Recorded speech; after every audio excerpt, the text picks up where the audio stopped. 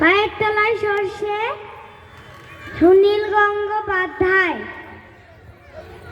আমার বাবা ঠাকুর দাদা এক শুক্রবারে হঠাৎ যেন বদলে গেলেন, বসে নদীর ধারে। আমার বাবা ঠাকুর দাদা দারুণ স্বাস্থ্যবান, একটি ধামা মুড়ির সঙ্গে 10টা লঙ্কা খায়। গায়ের রংটি কালো হলেও রাগলে পড়েই লাল। তন্ত্রমন্ত্র জানেন অনেক, নাচান কঙ্কাল। সেই তিনি এক দুপুর বেলা ঝামড়ে মাথার চুল, বললেন, ওহ জীবনখানা মস্ত বড় ভুল। একই বাড়ি, একই উঠোন, মানুষজন চেনা, প্রত্যেক দিন সবকিছু এক, আর তো ভাল লাগে না। শুয়ে শুয়ে দেয়াল দেখা, দেয়াল নয়তো খাঁচা, খাই দায় আর বগল বাজায়, এর নাম কি বাঁচা? এই না বলে নৌকো খুলে জোয়ার জলে ভেসে আমার বাবা ঠাকুর দাদা গেলেন নিরুদ্দেশে। কোথায় গেলেন, কোথায় গেলেন কেউ জানে না আর।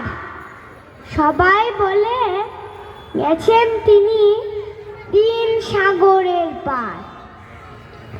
নতুন কোন দ্বীপের মধ্যে বানিয়ে নিলেন দেশ।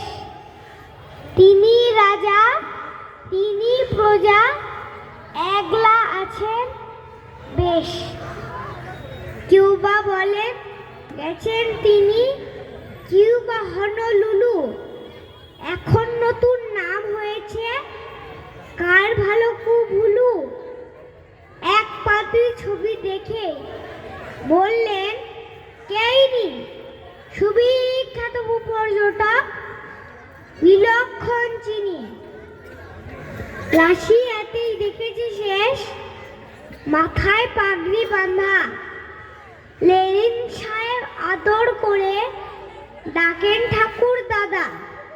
দ্বিতীয় মহাযুদ্ধে যখন পৃথিবী খান খান, তিনি হিটলারের গোফে মেরেছিলেন টান। বৃদ্ধ তিনি হননি মোটেও, মন্ত্রতন্ত্র বলে অমর হয়ে আজও ঘোরেন সারা ভূমণ্ডলে। এমনটিও হতেই পারে হঠাৎ মনে সাধে তিনি প্রথম পা দিয়েছেন মঙ্গলে আর চাঁদে।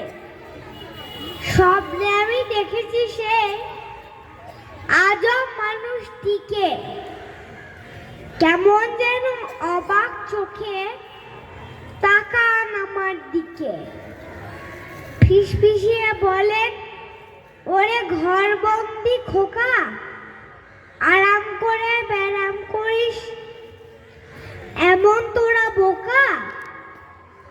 সারা জীবন কাটিয়ে যাবি নরম বিছানায়। এই দুনিয়া দেখবি যদি আমার সঙ্গে আয়।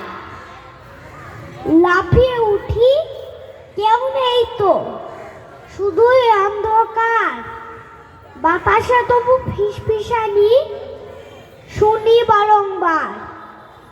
সেদিন থেকে মনে পাহাড়ে, নানান নদীর বাঁকে, পায়ের তলায় সর্ষে আমার খুঁজে বেড়ায় তাকে। নমস্কার।